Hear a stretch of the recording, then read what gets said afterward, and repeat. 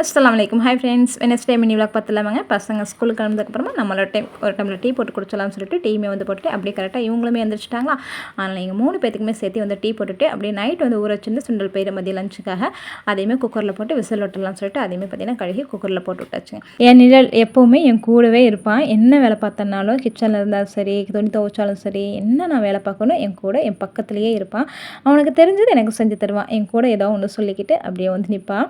அப்போ தான் தூங்கி எழுந்திரிச்சேன். அதனால் அவங்க அத்தா கூட்டிகிட்டு போய் குளிக்க வச்சுட்டு ரெடி பண்ணி விட்டுட்ருக்காங்க. ஆனால் நான் என்ன தான் பார்த்தாலும் என்னை விட அவங்க அத்தாவை தான் அவனுக்கு ரொம்பவுமே வந்து பிடிக்கும். அப்பாவுக்கு என்னென்னா கொஞ்சம் ஹைட்னா வந்து பயந்துக்குவான். அப்படி தனியாக நிற்க மாட்டான். இப்படி நம்ம பக்கத்தில் நின்னோம்னா நின்றுக்குவான். நம்ம 2 ஸ்டெப் இப்படி தள்ளிட்டோம்னா அவனுக்கு வந்து பயந்துக்குவான். அப்படியே வந்து பெட்டில் உட்காந்துருவான். கொஞ்சம் பரவாயில்ல. ஃபஸ்ட்டு வந்துட்டு சோஃபாலெலாம் கூட நிற்க மாட்டான். இப்போ சோஃபால நிற்கிறான். இன்னும் இன்ஷால்லாம் போக போக இதுவும் வந்து பழகிடுவான். டீ போட்டுட்டு அப்படியே கையோட சாப்பாட்டுக்கு ஒலையும் வச்சு விட்டுட்டுங்க. அவனுக்கு டீ வந்து ஆற வச்சுருக்கேன் அப்பாவுக்கு. அதுக்குள்ளேயே அவனுக்கு அவசரம் டீ வந்து பார்த்துட்டானா அவனுக்கு குடிச்சிடணும். அதனால் கேட்டான்னு சொல்லிட்டு நான் வந்து இப்போ டீ கொடுத்தேன். அவன் எந்த பொருளுமே பார்த்திங்கன்னா சூடாக இருக்கா இல்லையான்னு பார்த்துட்டு தான் குடிப்பான். சூடாக இருந்துச்சுன்னா அது வந்து குடிக்க மாட்டான். டீ வந்து இப்படி தொட்டு பார்த்துமே சூடாக இருக்கும்னு சொல்லிட்டு திரும்பி பார்க்காம ஓடிட்டான். அதுக்கப்புறம் அவனுக்கு டீ வந்து ஆற வச்சு கொடுத்ததுக்கப்புறமா அப்படியே கையோட சாப்பிட்ற கொடுத்துடலான்னு சொல்லிட்டு தோசையுமே ஊட்டி விட்டுட்டேன்.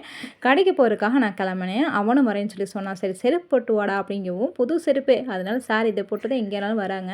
அதை போட்டான். போட முடியலன்னு சொல்லி கோவத்தில் தூக்கி அந்த பக்கம் போட்டு விட்டுட்டான். சாருக்கு என்ன வருதோ இல்லையோ அந்த கோவம் மட்டும் டக்கு டக்குன்னு வந்துடும்.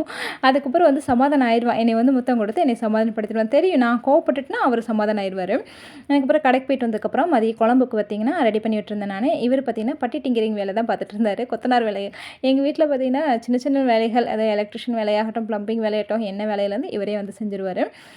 இந்த கொத்த தெரியாதவங்க கொத்தன மாதிரி அங்கங்கே வந்து கொத்தி வச்சுருக்காங்க. என்னென்னா ஆணி அடிச்சதா டிவி மாட்டுறதுக்காக வந்து இந்த ஆங்கிள் வந்து ஃபிட் பண்ணது அங்கங்கே பார்த்திங்கன்னா ஓட்டையாச்சு. சரி அதெல்லாம் பார்த்திங்கன்னா ஓனர் பக்கத்துலேயே பட்டுட்டிங்கிற வேலைகள் பார்த்து அடைச்சி வச்சிடலாம்னு சொல்லிட்டு அதையுமே பார்த்திங்கன்னா ரெடி பண்ணிட்டு இருந்தார்.